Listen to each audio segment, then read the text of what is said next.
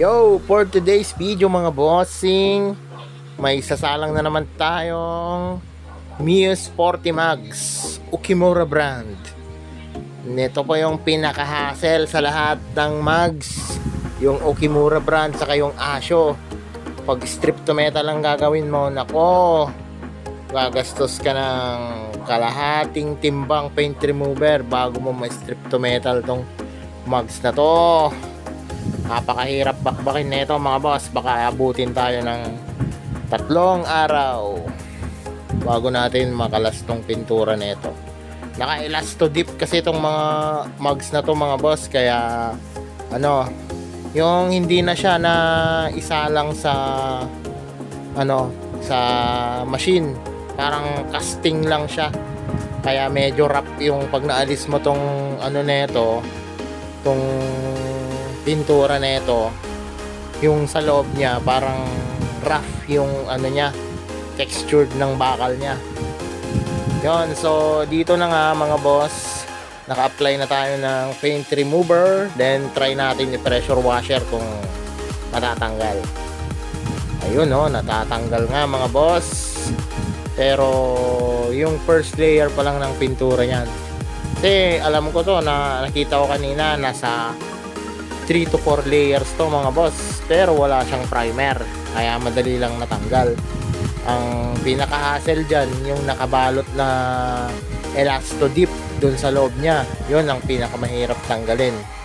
Hindi rin naman pwedeng hindi tanggalin yon kasi meron na siyang mga tama sa loob, yung meron na siyang white na pulbos, parang kinain na niya yung yung nakikita nyo dun sa may brake, yung pag nagwa-white doon, yon yung chemical na yon mga boss, yung naiinitan tapos lumalamig, naiinitan, lumalamig, yon nasisira yung pintura dahil doon mga boss. Kaya yon, tamang buga-buga lang tayo ng pressure washer hanggang paulit-ulit lang yung proseso mga boss hanggang maging silver na siya. One eternity later. At eto na nga mga bossing, after 3 days na matinding kuskusan at paghugas, eto, medyo okay na. Nililiha ko na yung na-strip to metal natin mga boss. Yan po, yan na siya ngayon. Talagang kinalas ko yung pintura niya para ma-rebuild. Yan, buo, para walang masabi yung customer natin. Pero rough na po yan sa loob niya mga bossing. Rough na yung bakal niya, hindi na po siya plain. At dito na nga, naka-prep na tayo dito. Ready for primer na tayo mga boss. Yan. So let's go, time lapse muna tayo. At ito na nga mga boss, habang naka time lapse tayo, yung presyo po ng mugs natin is siningil ko po siya ng 1,700 pesos dito mga boss. Bali ang kulay po na napili niya is metallic white. Hanggang dun lang po yung mga presyo natin. Bihira lang po tayong umabot ng 2K sa mga mugs natin. 14s, 17s. Kasi po, isipin nyo po, kung yung mga rear na pintura, yung mga pinturang gagamitin, pare-parehas lang naman, at hindi naman mauubos yung bibilihin mong pintura, goods na yung presyo na yon, kaysa naman sa magbabayad siya ng, sisingilin mo ng mahal, babayad siya ng mahal.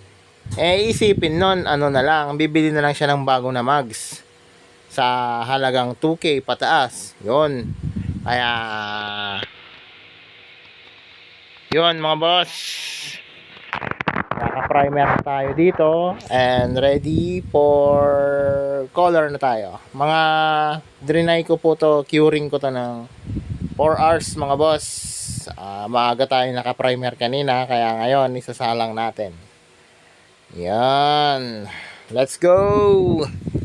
Habang naglalaba pala tayo mga bossing, ay magkukulay na tayo. At mamaya